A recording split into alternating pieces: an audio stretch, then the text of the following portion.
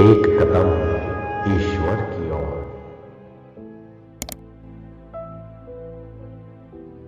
स्थिति प्रकरण 9वां सर्ग। भृगु ऋषि के समीप में स्थित मृत प्राय शुक्र शरीर के पतन और सूखने का वर्णन। श्री वशिष्ठ जी ने कहा, वत्स श्री रामचंद्र जी, इस प्रकार पिता के आगे मनोराज्यों से कल्पना कर रहे श्री शुक्राचार्य का अनेक वर्ष का लंबा समय बीत गया। इसके अनंतर अधिक समय बीतने के कारण वायु और धूप से जर्जरित हुआ शुक्राचार्य का शरीर, जिसकी जड़ कट गई हो, ऐसे वृक्ष के तुल्य पृथ्वी पर गिर पड़ा। किंतु चंचल शरीर वाले मन ने तो पुनः पुनः अपने से कल्पित स्वर्ग गमन आदि आदि विचित्र धाराओं में, जैसे अत्यंत विचित्र वन श्रेणियों में मृग भ्रमण करता है, वैसे ही भ्रमण किया। उसके मन को जिसने विविध भोगों की कल्पनाओं से भ्रमण किया, जन्म मरण परंपराओं की कल्पना से चक्र में रखे हुए की तरह व्याकुलता पूर्वक चारों ओर ऊपर नीचे चक्कर काटा, समंगा नदी के तट पर विश्रांति मिली। शुक्राचार्य अपने शरीर की कुछ भी परवाह न कर अनंत वृत्तांतों से भरी हुई मन की कल्पना मात्र होने के कारण अत्यंत कोमल तथा यह सत्य है, इस भ्रांतिवश पूर्व देह के विस्मरण से अत्यंत दृढ़ उस संसार दशा का अनुभव करते रहे। उस धीमान का मंदराचल के शिखर पर स्थित वह स्थूल शरीर ताप की अधिकता से सूख कर बाहर केवल चर्म शेष रहा और भीतर केवल हड्डी ही उसमें रह गई।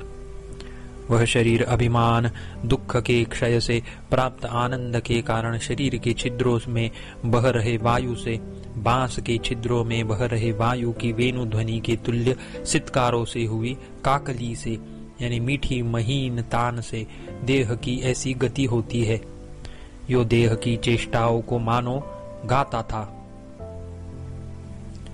वह शरीर संसार भूमियों भोगाशा रूपी गड्ढे में पूर्वोक्त रीति से गिरे हुए बेचारे मन का सफेद मेघों के सदृश सफेद दंत पंक्ति से मानो उपहास करता था। वह शरीर मुखमंडल रूपी अरण्य में पुराने अंधे कुओं के तुल्य नाक, आंख, मुंह आदि के गड्ढों की शोभा से जगत की स्वाभाविक असद्रूपता को, यानी शून्यता को, विवेकी पुरुषों के चर्म चक्षुओं के सामने दर्शाता हुआ सा स्थित था।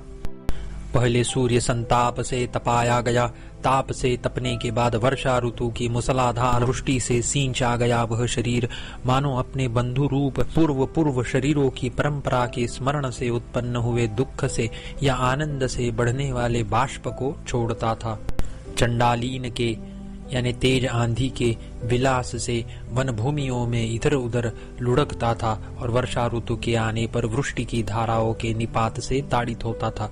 पर्वत की नदी के तट पर वर्षा ऋतु के झरने के तुल्य गेरू आदि धातुओं के रंग से रंगा गया था। आंधी से उड़ी हुई धूली से जो पाप के सदृश थी, वह सना था। सूखे काट के समान वह चंचल था। वायु बहने पर आकाश में भांजने से उत्पन्न हुआ तलवार का सा शब्द करता था। तेज वायु की साय साय से भरे हुए वन में मानो वह तपस्या करता था। वह शुक्राचार्य का शरीर टेढ़ा हो गया था, उसके आंत रूपी तंतु सूख गए थे। वह प्राणियों को डराने वाली भीषण ध्वनि करता था। वह अलक्ष्मी के तुल्य था, आहार से शून्य था, अतएव उसके पेट में केवल चमड़ा ही बच गया था। उस पवित्र आश्रम में राग द्वेष की कहीं गंध भी न थी और महर्षि भृगु जी महातपस्वी थे, अतएव शुक्राचार्य के शरीर को मांसाहारी पशु पक्षियों ने नहीं खाया।